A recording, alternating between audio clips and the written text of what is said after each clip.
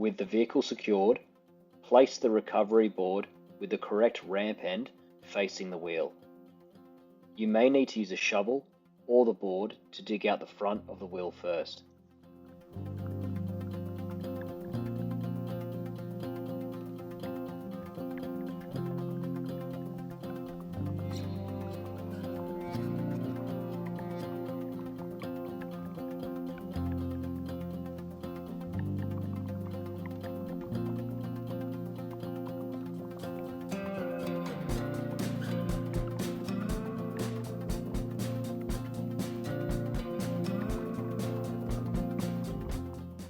With the vehicle in first gear, forward drive low, slowly release the clutch.